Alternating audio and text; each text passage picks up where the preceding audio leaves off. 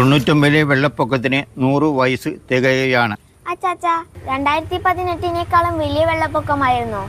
വലിയ വെള്ളപ്പൊക്കമായിരുന്നു. നമ്മുടെ മുൻപം കവലക്കെ ഒരു 105 വയസ്സായ ഒരു അമ്മൂമ്മ ജീവിച്ചിരിപ്പുണ്ട്. ആ അമ്മൂമ്മ പറഞ്ഞത് ഇത്ര സൗകര്യങ്ങൾ ഉണ്ടായില്ല, രക്ഷപ്പെടാനുള്ള മാർഗങ്ങളൊന്നും ഉണ്ടായിരുന്നില്ല, ഭക്ഷണ സാധനങ്ങളൊക്കെ കിട്ടാൻ വളരെ ബുദ്ധിമുട്ടായിരുന്നു. 99 വെള്ളപ്പൊക്കത്തിൻ്റെ ചരിത്രം ഊട്ടുവരയിൽ മാർക്ക് ചെയ്തിട്ടുണ്ട്. അത് ഞാൻ കാണിച്ചു തരാം.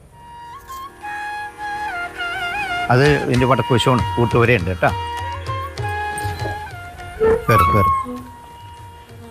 ആ ഇതേ 300 വർഷം പഴക്കമുള്ളൊരു ഊട്ടുവരയാണ്. അപ്പോൾ ആ വെള്ളപ്പൊക്കത്തിൻ്റെ ഒന്ന് കാണിച്ചു കൊടുക്കാൻ 99 വർഷങ്ങളായിട്ട് കാത്തു സൂക്ഷിക്കുന്നത്. അത് അപ്പോൾ വേണുചേട്ടന് ഇതിൻ്റെ കാര്യങ്ങളൊക്കെ അറിയേ. ഇത് മക്കളെ ഇതാണ് 99 വെള്ളപ്പൊക്കത്തിന്റെ കാണിച്ചേക്കണത്.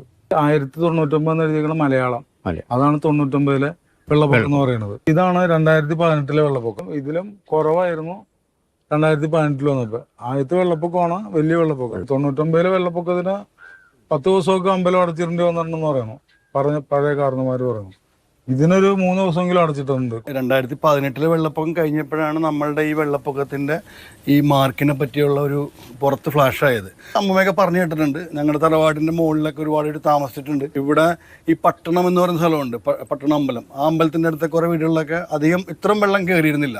ഇപ്പൊ ഈ റീസെന്റ് ഉള്ള പാൻറ്റിൽ വെള്ളപ്പൊക്കത്തിലും അവിടെ കുറെ വീട്ടിലൊന്നും വെള്ളം കയറിയില്ല. എനിക്ക് തോന്നുന്നു ഇവിടെ കുറെ ആൾക്കാരൊക്കെ ആ പ്രദേശത്തേക്ക് മാറിയിട്ടുണ്ട്, പട്ടണം എന്ന് പറഞ്ഞ പ്രദേശത്തേക്ക്. അന്ന് പ്രധാനപ്പെട്ട തറവാടുകളിലൊക്കെ വഞ്ചി ഉണ്ടായിരുന്നു, കൊച്ചു വഞ്ചികളെ.